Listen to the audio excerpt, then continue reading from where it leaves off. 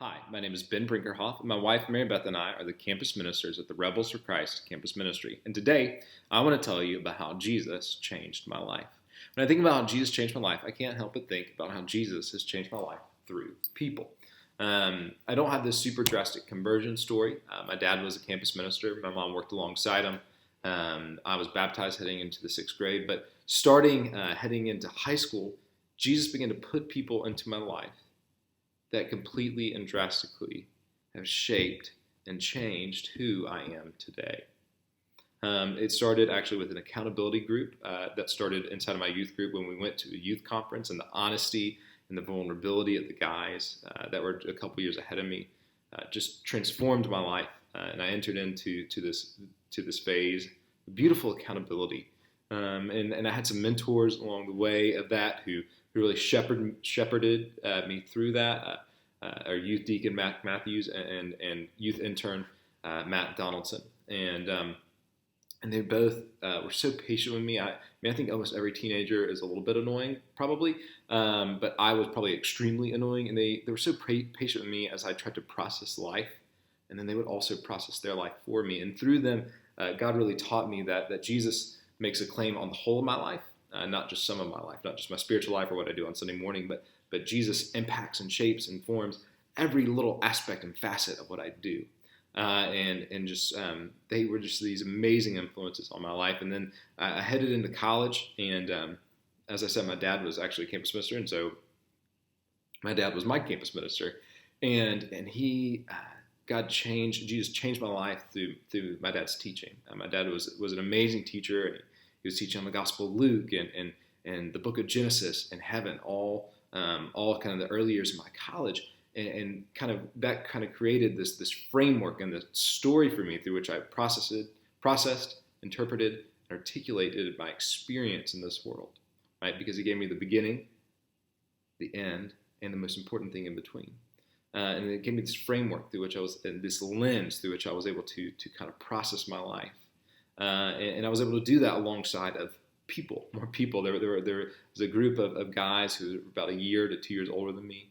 And we all got to kind of got pushed intellectually together, and that pushing intellectually also pushed us out into the world on mission, and we were deeply involved in a local mission. And so my favorite part of that though was yes, going out there and serving and loving and showing the love of Christ, but my favorite part of that was all coming back together and processing together with people. And I think Jesus really shaped me in this, with people, what was actually happening.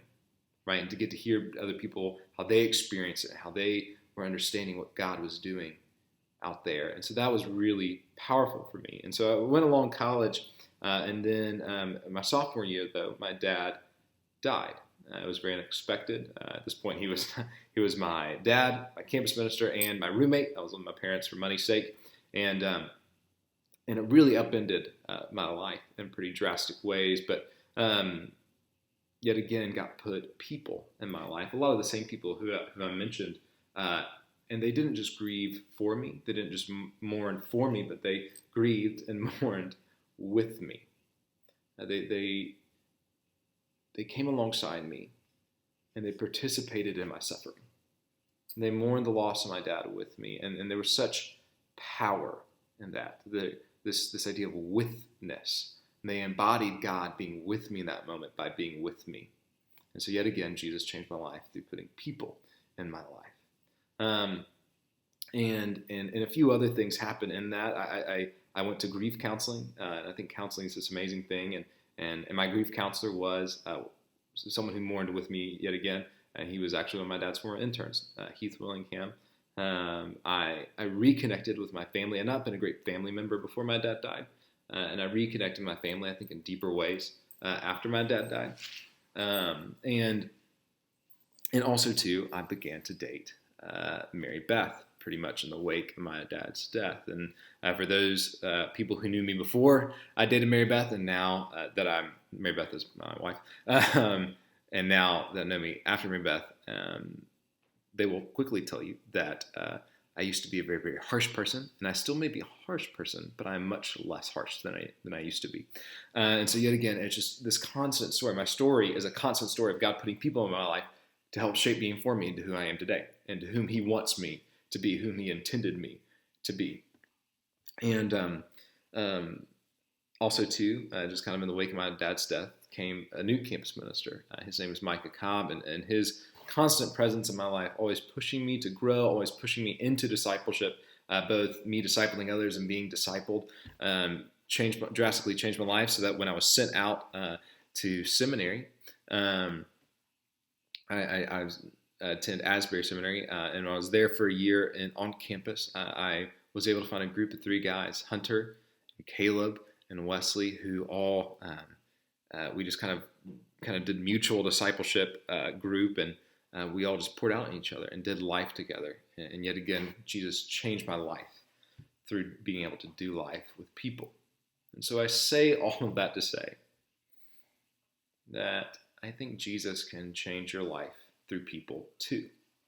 And I think that the RFC, the Rebels for Christ Campus Ministry, is a place in which you can meet the people through which Jesus is going to bring about a revolution of redemption in your life. So we hope you'll join us this upcoming year, whether you are new or returning student, whether you've been involved or you've not been involved, or used to be involved and haven't been and you want to get back involved. I really think God is at work. I think God's at work through people.